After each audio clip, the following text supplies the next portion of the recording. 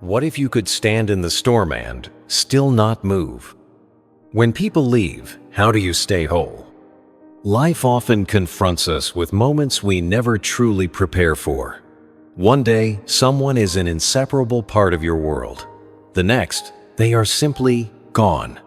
Not always in a dramatic way. Sometimes it's subtly growing silence, a fading connection, a realization that the emotional investment was never mutual. And suddenly, you're left wondering how something once so meaningful could feel so empty. We form bonds, we attach our hopes and emotions to people we trust, and in doing so, we make ourselves vulnerable to the pain of separation. So what do you do when that bond breaks? When someone who meant everything to you now barely returns your calls or never saw you in the same light, you may ask yourself in quiet desperation, how do I stop caring without becoming heartless? Is it even possible to let go emotionally without losing part of who I am? These are not easy questions, but they are profoundly human. And this is where the ancient wisdom of Stoicism, particularly the teachings of Marcus Aurelius, offers us something rare and deeply needed. A path forward not through avoidance, but through mastery. The Stoics were not emotionless beings. On the contrary, they were masters at recognizing emotions, understanding them, and ultimately refusing to let those emotions control their every move. Emotional detachment, from a Stoic perspective, isn't about shutting off your heart. It's not about pretending you don't feel. It's about learning how to hold your emotions without letting them pull you under. It's about stepping back, seeing clearly, and choosing clarity and peace over chaos and confusion. In this journey together, we'll explore 5 enduring Stoic rules to help you emotionally detach from someone who no longer aligns with your inner peace. These aren't abstract ideas or empty motivational lines. They're practical, grounded tools rooted in ancient wisdom, and if you apply them, they will begin to reshape how you experience loss, connection, and above all yourself. Let's begin by understanding the first rule. Accepting the impermanence of all things, including the people we hold dear. Rule 1. Understand the impermanence of life. As we begin this journey toward emotional detachment, the first step may feel the hardest, and yet it is the most liberating. Marcus Aurelius reminds us with piercing clarity, everything we hear is merely an opinion, not a fact, and everything we see is just a perspective, not the truth. When it comes to human relationships, especially those charged with emotional depth, we often mistake our perspective for reality. We create stories about people's stories of forever, of shared meaning, of unshakable bonds. But the truth the Stoics teach us is this: all things are temporary. Every bond is subject to change. Every connection is fleeting. One day you may feel inseparable from someone. The next, there is silence. Maybe they've drifted. Maybe you have. Sometimes it's a sudden goodbye. Other times, it's a quiet fade that leaves no closure. It might feel bleak to think this way, but to the Stoics, this is where detachment begins, not in denial, but in acceptance. Accepting that nothing lasts forever allows us to be fully awake in the present. Because when you stop pretending that someone or something will always be there, you begin to cherish what's in front of you, not cling to what's already slipping away. Have you ever tried to hold sand in your hand at the beach? The harder you grip it, the faster it slips between your fingers. The same applies to relationships. The more tightly we try to hold on to someone, the faster we lose them, not always physically, but emotionally. There's a natural rhythm to life. People grow, circumstances shift, and love, no matter how deep, can evolve into something else or quietly dissolve altogether. I remember a friendship that lasted over a decade. We shared everything: hopes, doubts, late-night thoughts. I believed we'd always be close. But time, distance, and change slowly chipped away at that bond. I resisted it. I told myself we could get it back, but deep down I was holding on to a version of us that no longer existed. The emotional weight became a Burdena chain, binding me to someone who had already moved on. It wasn't until I stopped resisting and embraced the truth that the friendship had served its season that I finally felt free.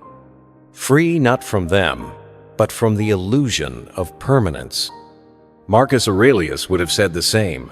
Expect things to end, and you will suffer less when they do. Detachment is not apathy, is clarity. It is choosing to stand in the flow of life rather than fighting the current.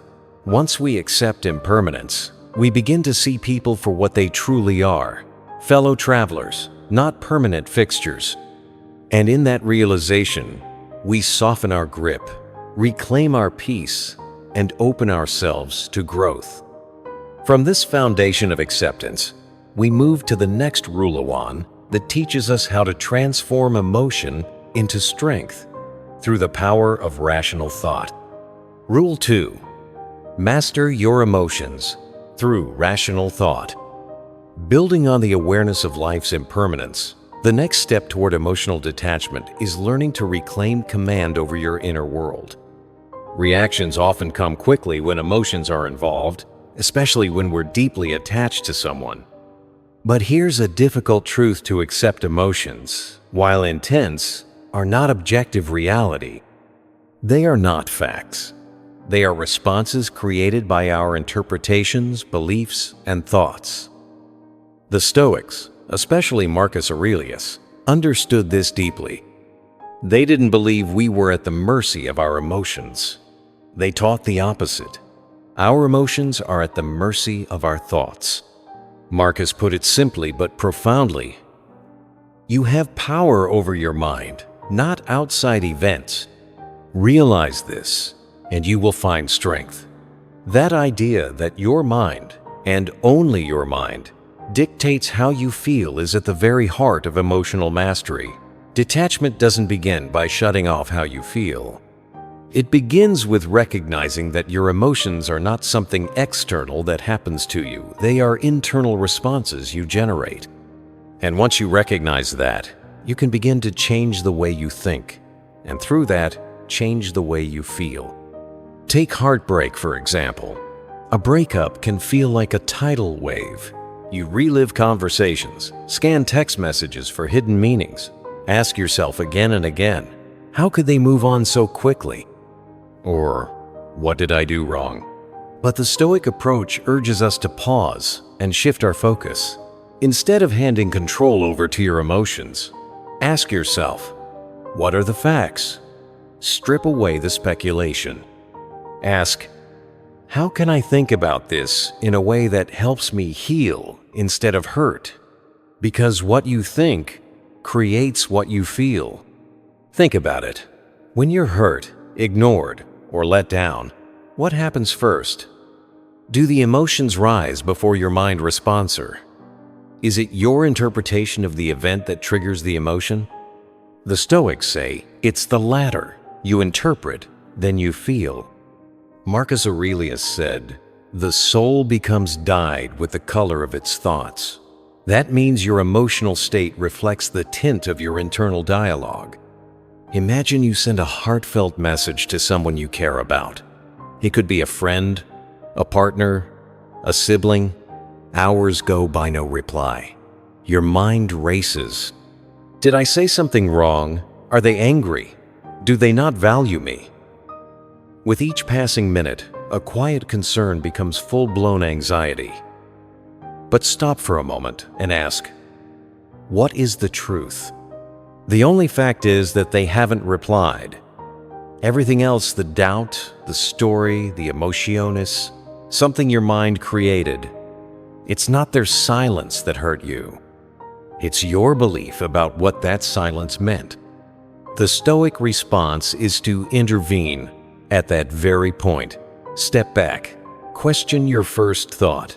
Ask, is this reaction helpful? Is it based in truth? That's what Marcus would advise: don't accept your thoughts as truth just because they arrived quickly. Reflect before you react. I remember going through this myself. I was in the middle of a deep conversation with someone I trusted. Suddenly, they stopped replying. At first, I told myself they were just busy. But over time, my thoughts changed. Are they ignoring me? Did I say too much? By the end of the night, I had convinced myself that the relationship was over. I felt waves of worry, guilt, and confusion. But none of it was real. The next day, when I calmly reached out, they replied as if nothing had happened. They had simply gotten distracted by life. And in that moment, I remembered the wisdom of Marcus Aurelius. Focus on what's within your control. I couldn't control their silence, their timing, or their thoughts, but I could control mine. That single mental pivot allowed me to let go of the anxiety I had created and return to a place of peace. So when emotion threatens to overwhelm you, remember this: your thoughts are the first gate. Challenge them. Examine them. Because when you shift the way you think, you reclaim your emotional power. This is the true practice of detachment, not avoidance, but conscious redirection of your inner lens. From mastering your thoughts, we'll now move deeper into how to reframe your perceptions and learn the art of self-questioning, the core of Rule 3. Rule 3. Practice negative visualization. Once we've learned to regulate our emotions through rational thought, the next step toward inner freedom is preparing the mind for inevitable loss. This brings us to Rule 3: practice negative visualization. At first glance, the very idea might seem strange, even unsettling. Why would you voluntarily imagine losing something or someone you deeply care about? Doesn't that invite unnecessary sadness or stress? But the Stoics saw it differently. To them, this was not a way to harden your heart, but a way to prepare your mind, a way to face life's impermanence with open eyes and steady hands. Marcus Aurelius, in his meditations, often returned to this technique. He believed that visualizing potential losses wasn't a sign of pessimism. It was a commitment to clarity. It was a decision to no longer be caught off guard by life's natural cycles. When you practice negative visualization, you're not giving up hope. You're choosing realism over illusion.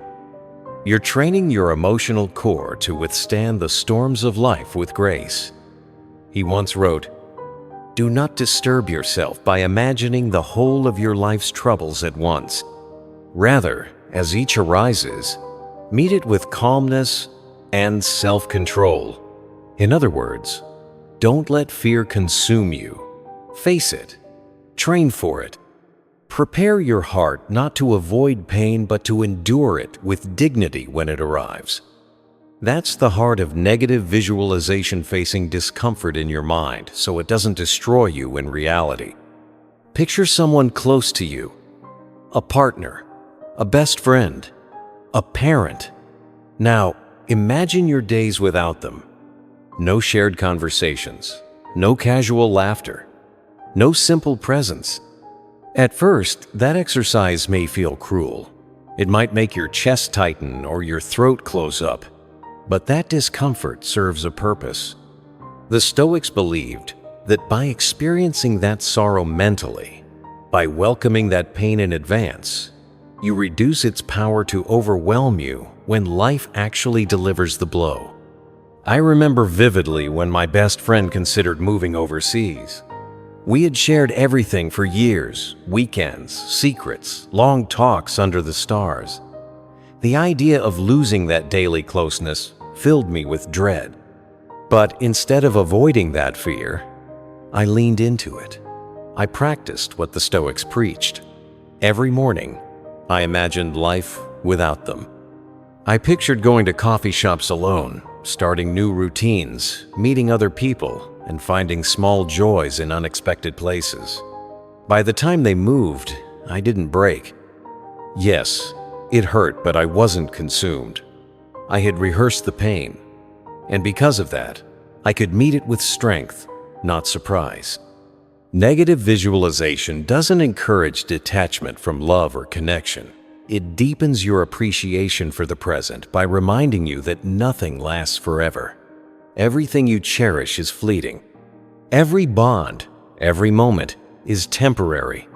This isn't meant to make you fearful, it's meant to set you free. When you stop expecting permanence, you stop feeling entitled to it. And when you stop feeling entitled to what you love, you begin to appreciate it more fully while it's here. Think of relationships. Most people walk into love assuming it will last forever. We're told not to plan for the end, not to even think about it. But the Stoics would argue otherwise. They would say, hold what you love gently, not tightly. Because when your grip loosens, fear disappears. You're no longer obsessed with control. You're simply present, moment by moment, grateful for what you have while you have it. I once had a relationship that left me in constant anxiety. I feared the ending so much that I couldn't enjoy the present. I tried to micromanage every detail, every conversation, every emotion. But when I started applying negative visualization, everything shifted. I imagined the pain of losing that person. I let myself feel it, and then something beautiful happened. I stopped needing to control the outcome. I stopped clinging. I started living in the now. And when the relationship eventually ended, I didn't shatter. I had already made peace with the possibility. I had trained my mind not to fear loss, but to face it. This rule is not about emotional detachment. It's about emotional preparation. You don't love less when you practice negative visualization. You love with more presence, more intention, more gratitude. Because you've accepted that one day, everything changes. And in that acceptance, you find a deeper, quieter peace. From here, we'll turn toward another essential aspect of Stoic detachment learning, how to reframe and redirect the meaning we assign to suffering, which is the foundation of Rule 4. Rule 4. Focus on what you can control. After learning to prepare the mind through negative visualization, we arrive at one of the most empowering principles in Stoic philosophy, the fourth rule: focus on what you can control. This simple truth, repeated throughout the writings of Marcus Aurelius, is at the heart of emotional resilience. It's the anchor that keeps you grounded when the winds of relationships shift and the tides of emotion threaten to pull you under. Because here's the reality: so much of our emotional pain stems from trying to control things that are simply outside our power. Think about it. How often have you found yourself caught in a web of anxiety over someone else's feelings, reactions, or behavior? Whether in romance, friendship, or family, we invest deeply in how others respond to us. We want them to care as much as we do. We want them to show up, stay consistent, reciprocate our love. But the Stoics remind us, those are not things we can control. What we can control is our own mind, our own actions, our own response. Marcus Aurelius said, "You have power over your mind, not outside events. Realize this, and you will find strength." That single realization, once internalized, changes everything. Emotional detachment, then, is not cold indifference. It is the radical acceptance that you are only responsible for your half of the equation. The rest is not yours to carry. I remember a time when I was in a relationship where I felt like I was constantly fighting to keep it alive. I planned the dates, I sent the kind messages, I was always available. But no matter how much I gave, I always felt one step behind.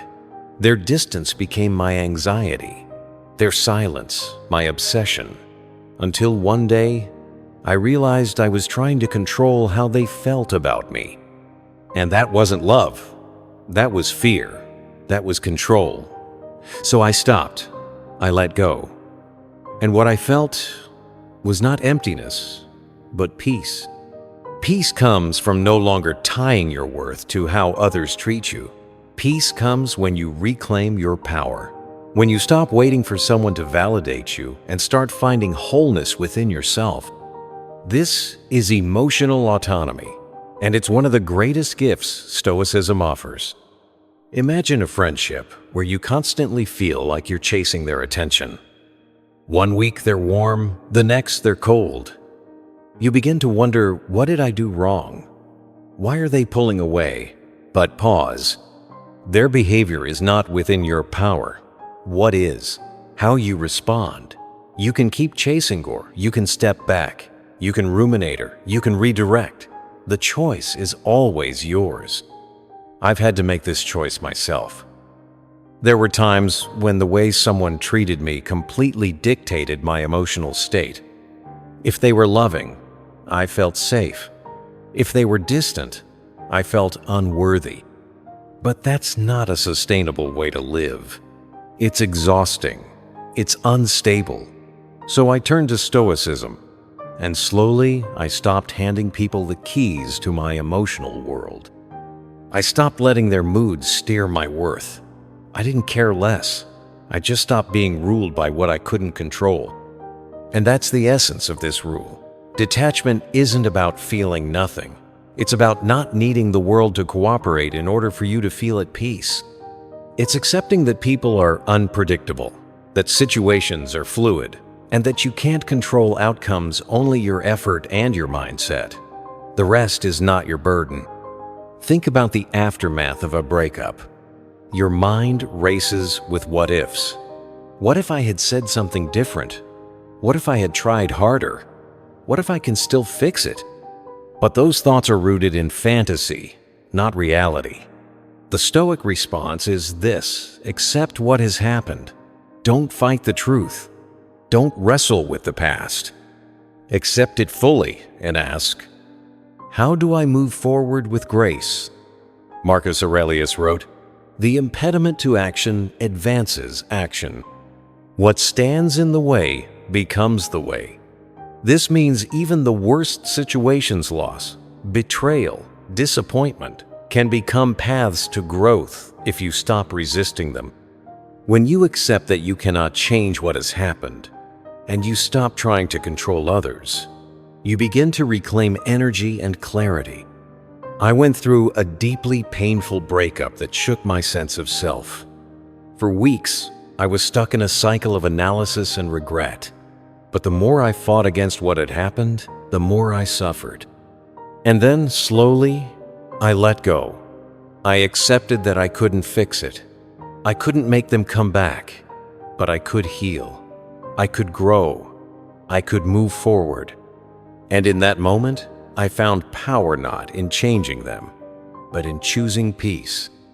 Let go of the illusion of control. That is the path to freedom. And as we move forward, the next rule will guide us deeper into reclaiming that power by learning how to reframe our inner world and reinterpret emotional experiences with clarity and calm. Rule 5. Reflect on the bigger picture. In the heat of emotional turmoil, when your heart is tangled in the weight of a broken bond or a lingering attachment, it's easy to lose sight of the greater whole. Your pain feels infinite. Your world feels small, and the person or situation you're hurting over becomes the sole focus of your existence. But this is precisely when the Stoics urge us to zoom out. Marcus Aurelius, ever the calm voice in chaos, reminded us that our troubles, fears, and cravings are brief sparks in the vast fire of time. By stepping back and reflecting on the grander scheme of things, emotional detachment begins not through apathy, but through awareness. When we see our current distress as a single frame in the long film reel of our life, we begin to loosen the grip of suffering. Ask yourself gently, will this pain still matter 5 years from now? Will this person still occupy my thoughts in a decade? Have I not survived storms like this before and come out wiser on the other side? These questions are not designed to erase your feelings. They're meant to reshape the lens through which you view them. In my own journey, I remember a breakup that shattered my world. Every day felt heavy, every silence screamed. But over time, with space and reflection, I began to see the relationship not as the story of my life, but a chapter in it. A chapter that shaped me, but did not define me. This is what the Stoics meant by seeing the bigger picture. It's about remembering that we are not our emotions, nor are we the people who come and go from our lives. Life is ever evolving, and as powerful as a single moment can feel, it is never the whole. Imagine a mosaic made of thousands of tiny tiles, joys, heartbreaks, lessons, dreams. This person you're struggling to let go of is one tile among many. And when you stand too close, that single tile can dominate your vision. But when you take a few steps back, the full beauty of the design begins to emerge. Marcus Aurelius said, "The universe is change. Our life is what our thoughts make it." This truth urges us to understand that emotional attachment becomes suffering not because we care, but because we try to preserve what is already shifting. By embracing impermanence and remembering that nothing is eternal, not pain, not joy, not even relationships, we begin to cultivate a sense of calm in the midst of chaos. Detachment, in its highest form, is not indifference. It's wisdom. It's knowing when to hold on with care and when to release with grace. Emotional detachment does not mean you stop feeling. It means you stop letting those feelings dominate your sense of identity. It means recognizing that you are a whole person, capable of loving deeply and also of letting go peacefully.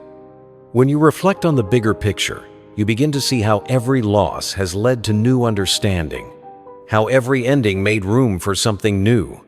This doesn't erase the pain, but it helps you carry it with perspective rather than being crushed beneath its weight. So if you find yourself caught in the grip of attachment, take a step back. Breathe.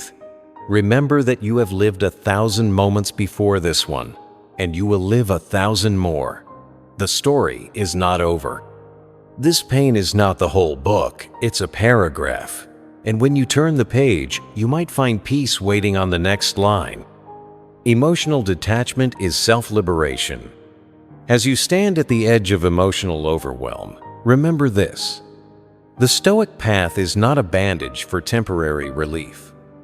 It is a disciplinia way of seeing, a way of living.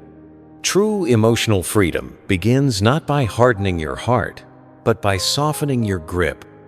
Control over how you respond to life's inevitable changes is not just a matter of mental effort, but a reflection of deep inner transformation. Marcus Aurelius never promised that pain would vanish, but he showed us that suffering is optional when you choose how to meet it. By embracing impermanence, you stop fighting the natural current of life. By mastering your emotions through rational thought, you remove the blindfold of reactivity. And by reflecting on the bigger picture, you gain perspective that dissolves the illusion of permanence. In doing so, emotional detachment becomes more than a tool, it becomes a quiet act of liberation. You are no longer bound to others by fear of loss. You are no longer held hostage by the need for things to remain the same. Instead, you walk forward with clarity, grace, and self-respect. So the next time you catch yourself clinging too tightly to a person, to a moment, to an outcome, pause. Ask yourself with courage, do I govern my emotions or do they govern me?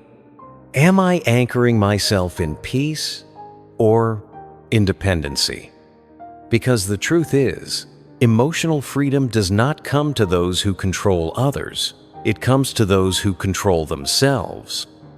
And that freedom, the ability to let go with dignity, is the most powerful kind of strength you can ever cultivate.